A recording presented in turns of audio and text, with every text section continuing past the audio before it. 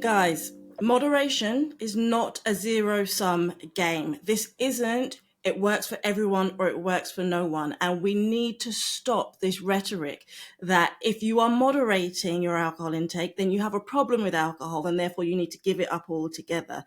It doesn't help anyone and it doesn't work for the vast majority of people who come to this space looking for positive alternatives to the way they're currently drinking, to be told that they either have to change everything about themselves or they're a complete failure. Hello, and welcome to the Mindful Drinking and Moderation in Midlife podcast, brought to you by Low No Drinker. That's me, the leading global magazine for mindful and sober curious drinkers. My name, as you'll know by now, is Denise Hamilton Mace, and I'm the founder, editor, and host of all things Low No Drinker, and I am here to help you find, understand, and enjoy the world of low, no, and light drinks, drinkers, and drinking so that you can live a life less intoxicated on your own terms. Right, so what's got to be in my bonnet? I was listening to a podcast earlier on today. I won't name it because although I'm not bashing that podcast, we obviously have different opinions on the messages that we're giving, and that's okay. That is why we have different people, different voices, different podcasts, different ways of seeing the world, and I welcome that. I don't for any moment think that everybody should agree with what I say, but if you do think along similar lines than me, then I want to, and even if you don't, I want to explain a little bit why my approach is that moderation isn't this dirty word that a lot of people in the alcohol-free space seem to treat it as. Now, first and foremost, as always, I need to put the caveat in there that I am not talking to people who consider themselves or have been diagnosed to have some form of AUD, that is alcohol use disorder, which is the term we use now that we used to use the phrase alcoholic for. So obviously, if alcohol has a life-damaging impact on you, then my only advice is that you seek professional help from those who are qualified to give it to you. And I hope that anyone who needs that help does find it. There are some fantastic resources out there. And if you're ever unsure of where to go, then you can always drop me a line and I will happily point you in the right direction. However, I'm talking to the vast majority of people out there who use alcohol on a regular basis and don't consider themselves or would not be considered to have an alcohol use disorder. And what I find is that in the alcohol-free space specifically, whenever the word moderation is mentioned, it gets a real bee in people's bonnet. Now, I know that moderation comes in many different shapes and forms. Just like we all do, there are different horses for courses when it comes to moderation.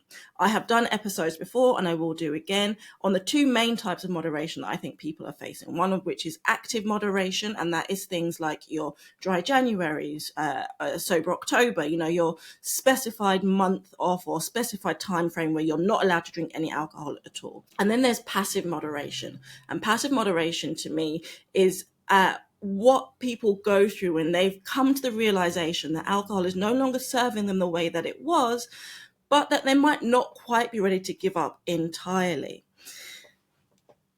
Quite often, you'll hear people saying that active moderation, in its purest form, taking a month-long break for dry January, can have some really positive impacts on people. But you'll also hear them say that it can be really negative. And I can agree that when you spend 31 days white knuckling through a break from alcohol, ticking off days on a calendar, which is often the image that you get that goes along with these things, someone marking off crosses until they get to day 31, waiting for the moment when February 1st hits or November 1st hits and you can go to the pub and get absolutely wasted, is probably not the most effective way to spend your month off of the booze. The idea with these months, because that is not the purpose of them, by the way, the idea of these months is that you take some time out from alcohol to reassess how it's impacting your life and to think about what role you want it to have playing in your life going forward. It's also physically so that you can have a little bit of a break. You give your liver a break, you give your heart a break, you give your brain a break from all the alcohol that it has to keep processing on a regular basis. Now, the other side of that, as I mentioned, is the passive moderation. And this is where I think that things get misconstrued a lot, because whenever somebody says moderation and then some people get their backs up about it, what they're always thinking about is that active moderation piece. They're always referring to people taking a set break from alcohol, after which they go back to drinking just the way that they were. Or when you set yourself specific rules to say, I only drink on Fridays and Saturdays, or I'm allowed to have 2 glasses of wine over a 3-day period, whatever convoluted situation you might set yourself up with. And then you spend your entire time in that process thinking, right, I had a small glass of wine on Wednesday, so then if I have a medium glass of wine today, then that means I can still have 2 glasses left by the... That's just tiresome. Nobody wants to be doing that, okay? And it's not a productive use of your time, your efforts, your brain power, the constant monitoring of what you're doing, the constant referencing back to what you did a couple of days ago. Have I had my allotted amount? Am I allowed to have any more? Will I feel guilty if I drink some more? What if I go over my allotted amount? Have I failed at my moderation?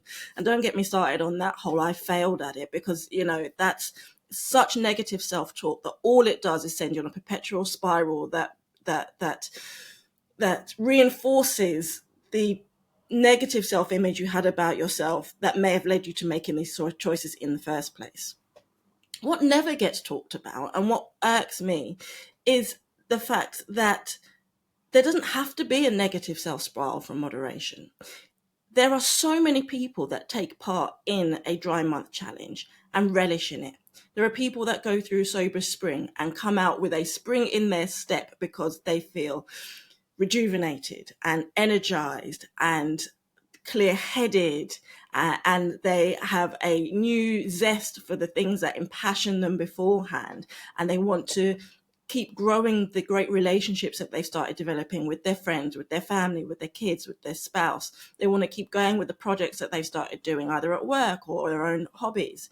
Taking a break from alcohol can be an extremely powerful, positive way for you to reassess where booze sits in your life.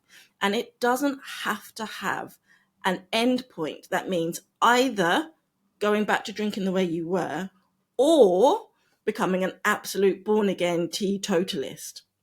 There is a middle ground. There is life beyond one extreme or the other. I often reference myself because I speak from my own lived experiences. My journey into drinking less came from recognizing that I never ever wanted to have a hangover again. I didn't say I'm never drinking again. And in fact, for a very long time, I would go out and I'd go for a meal with my husband or my friends, or we'd go to the pub or whatever. And if there was a drink there that I really liked, if there was a wine that was one of my favorites, if there was a Puy Fusé there, I'd be, oh yes, I really enjoy that. I really want to have one. And I would have one. But what happened was, the longer I kept recognizing that alcohol wasn't serving me the way they used to, the less I wanted to drink, the less appeal alcohol had to me, the less I enjoyed even my favorite wines or cocktails when I had them. And I find that we just don't talk enough about the fact that moderation has so many pluses to it and so many benefits to it, and can lead to a really wonderful life relationship with alcohol at the end of it, if you give it that time and space without prejudging moderation or prejudging yourself for the way that you behave on moderation. It doesn't have to mean that you are going to be teetotal when you're finished, because that in itself can put a lot of people off. If you're not ready to remove alcohol entirely from your life, if you go into a month-long break thinking that the ultimate goal at the end is that your entire relationship with alcohol will change and you'll never want to touch a drop again, and then on your first day back you decide to have a glass of wine, you're telling yourself that you failed. Everyone is telling you that you failed, and that's not true at all. What I think is most powerful about these months off is that you take the time out to think positively about what you're doing, not to focus on the fact that you're not having alcohol, not to count down until you can have your next one, not to think constantly, oh, this meal, this occasion would be a lot better if I could have a glass of wine, but to start thinking, what fun am I having without it? What can I continue to do now that I couldn't do if I was drinking? What would I like to be able to get up and do tomorrow that I now have the space and the capacity to do? If we think about it that way, and if we allow ourselves space to just let a moderate lifestyle become part of who we are, then it may lead to a whole new lease on life that you hadn't thought about before. Now, for me, that passive moderation technique that I took, that approach that I went down, has led to me now barely ever touching a drop of alcohol. I know I said in a previous episode, that I don't like answering that question, do you still drink now? Because I don't think it's relevant. But for me, alcohol no longer plays a role in my life. There may be occasions when somebody around me is having a drink and they say it tastes delicious and I might want to taste it. Fantastic. My mum's 75th birthday, I had half a glass of Prosecco. Wonderful. That was all I wanted. I didn't enjoy having any more than that. Because I took a passive approach to moderation, I was able to take back the power of choice from alcohol. And that was what I wanted. Again, I will say that worked for me. I'm not saying that it has to work for you, or that it will work for you, or that if you feel like it won't, that you should force yourself to try it. We've all got to go, and this is my main point, is that we've all got to go on this journey and find the path that works best for us.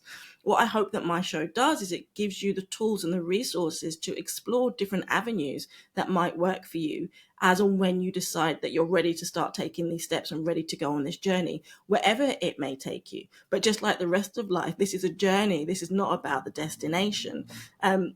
You might recognize that you enjoy not drinking and therefore not want to go back to it. And that's just as valid as somebody who says, do you know what? I missed alcohol. I'd still like to have a drink, but now I think I definitely want to drink less because I don't want to have the impacts of it as much. Both routes are completely valid, and nobody else has the right to tell any of us that our choices are invalid, particularly when we're trying our best to better our lives. By making any choice to reduce your overall alcohol intake so that you can better your quality of life, you are doing a fantastic thing for yourself.